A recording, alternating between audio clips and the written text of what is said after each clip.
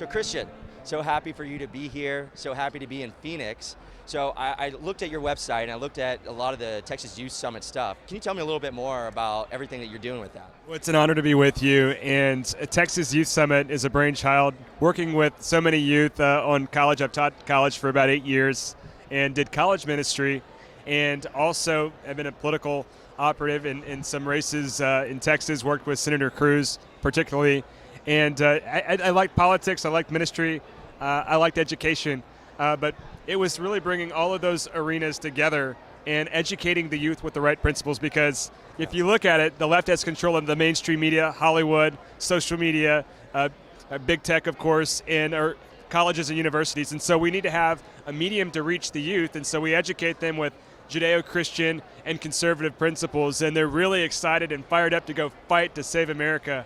And that's what inspires me, is just how many youth really are looking for purpose. They're looking to make a difference, and they have all of these things inside of them, but if they're brought out, they can really make a difference. And youth don't always have the most money, but they've got energy and passion, they've got fire, and they can change the world. Absolutely, and there's a way to organize them and get them in the right direction. Why do you think, though, the youth of our country have turned in such a weird direction?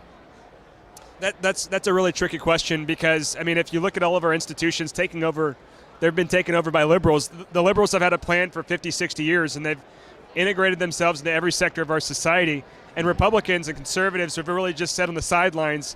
And I think it's in part because of the church. The church really hasn't been at the forefront of this fight. Charlie Kirk has told me before that the church is the last institution that we have left. We need to get people involved in the fight to save America. And the way that we do that is we work to reach the young people. Yeah. And, you know, if you look at it, they've got, on their side, the left, they've got, you know, great instruments that they're not great people, but they're very vocal. They reach a lot of people. AOC, Elon Omar, they're young, they're vibrant, they're reaching people. We need to have those same type of messengers on our side, and I see a lot of them popping up, like Madison Cawthorn and a lot of young, fiery leaders in Congress, and that's what excites me. Beautiful. So, what did you always think that you were going to get into politics? Did you think you were going to run for office? What made you get into the current race that you're in? You know, it's been in my heart for some time, and I really appreciate my father. My father always talked about politics around the dinner table. He was a pastor, and got involved from an early age listening to what he had to say. And I told all my second grade classmates when I was a little kid, I said, you know, we need to impeach Bill Clinton. And so it started then, and I just kept paying attention. And when people were kind of saying it too, I was like, hey, I might kind of have a knack for this. So, you know, I was involved in college Republicans, and we didn't have Turning Point USA when I was in college. So we had college Republicans, and so I was involved on that front debating Democrats, and just kept with it. And I've engaged in my community, and I've found a way to be a light and help people and serve people. That's what it's really all about, is when you do everything that you can to serve others and to make a difference, then good things happen. And there's so much joy that comes from helping other people and doing something where you can maybe sometimes never get anything in return, but just helping other people. Absolutely. I think that is something lost in people that are running for office and leadership in general, is that we're trying to do something for the community. We're trying to do something that's really great and try to help people at the end of the day, right? Right. Tell me a little bit about your race and the challenges that you have coming up. Well, I've been in a little over 7 weeks, and since that time we're polling great. We've raised money. We're doing really well, reaching a lot of people. At my first kickoff event, we had over 500 people come out. Incredible. We've been endorsed by Senator Ted Cruz, endorsed by the House Freedom Fund, which is the political arm of the House Freedom Caucus. And we're very pro-life. We're fighting for what people need in this district. And I tell you what, they don't want somebody that's going to sell out to special interests and lobbyists. And too many politicians, they do whatever the bidding of the establishment in Washington is. They sell out, but they don't represent the will of the people. And on January 1st of this past year, what I did was I stood up with Amy Kramer in the Woodlands, and I demanded that we hold our representatives accountable on this issue of election integrity, and that they would vote no on the certification of the results of the election. And I demanded that, and some people didn't like that, but I stood up, and I want to be reflective and representative of the people, and I don't want to put lipstick on a pig and tell them whatever they, you know, whatever the legislative aide in Washington tells them that, you know, what you need to, whatever, however you want to spin this, that's not me. You know, I want to be straight shooting. I want to say it like it is, and I want to do the right thing for this country. It's beautiful, and that's what we need. First 100 days, you get elected, what are you going to do? Great question. Well, election integrity is so paramount and important. If we don't have safe elections, we're not going to have a country. And Democrats have done everything that they can to steal elections, and they're trying to federalize elections right now. And so we've got to fight this. We've got to make sure that in every state, 23 states where we have the Republican governor and legislatures, that we fortify our elections, stricter voter ID laws, making sure that we enforce that, signature verification on mail-in ballots. Election day should be election day. There's so many more things we could say on that front.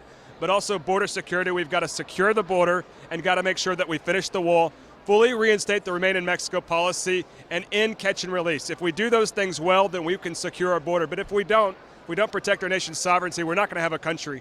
And obviously, we got to make sure, this third thing, we've got to make sure that we push what President Trump was pushing, the 1776 project that competes with the 1619 project. Critical race theory teaches that children should hate one another based on the color of their skin. It's a very racist ideology, and we've got to push against that.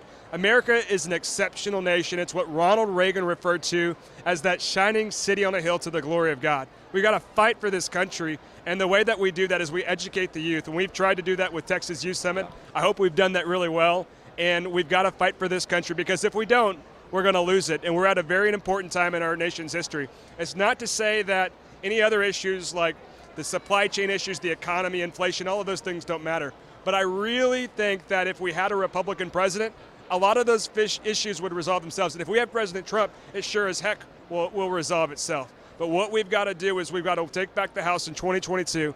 We can't have middle-of-the-road moderates that take money from Adam Kinzinger, $5,000 from Adam Kinzinger, and do things that they shouldn't be doing and capitulate to the establishment. They've got to be bold fighters, America First fighters that do not capitulate to the establishment and actually represent the will of the people. And I think if we do that, we have bold people, we have people getting involved in the political process through, and I think having a young messenger, I'm younger obviously, I'm the youngest person in the race, I think it's important. Yeah. I think it's important because we need to get young people involved. Yeah. So you said something that, Reagan, and let me go back and say, I live in California, so yeah. I see firsthand how bad elections can be, yeah, and how bad and out of control it can get from ballot harvesting and all this stuff. It's a nightmare in California, so if we can change that, absolutely. But this is my last question for you. Sure. Hope. I want to bring, one thing that we like to do at Epoch Times is how do we bring hope to this country? And there's a lot of things that you're trying to do, and if you win, and you'll be able to fight for, but even if you're able to accomplish some of those things, how do we bring hope to this country? That's a very good question, and I believe that God is not done with America, and it will be what Ronald Reagan referred to as that shining city on a hill once again. And I believe that if we get young people involved in the political process, that we encourage them to work alongside of our older generations to save this country. If we work incredibly hard in this next election, I believe that we can save this country. But we've got to take back the House and the Senate in 2022. It starts with that. Absolutely. And we've got to make sure that we take back the presidency, because we know the Democrats' playbook this time. Yep. We know what they're going to try to do at 2 or 3 in the morning. Mm-hmm. We got to make sure that we have poll watchers. We got to make sure that we fortify our elections in these states. And there should be consequences with these election integrity laws. They shouldn't be, just a little slap on the wrist. It should be severe consequences for breaking our laws. Right. And if we do these things well, these structural things to save our country, then I believe we do have hope. And I believe that good things will happen, that the best is yet to come, and that with people like yourself that are doing so many big things that you've done with Turning Point and Epoch Times, yeah, and I'm doing my best to fight for this country, then older people, they get so excited to see young people like us in the fight. Absolutely. And we give them hope. Absolutely. Well, Christian, thank you so much. I appreciate you stopping by. Thank you for your time. Absolutely. I really appreciate you, brother. Thank you.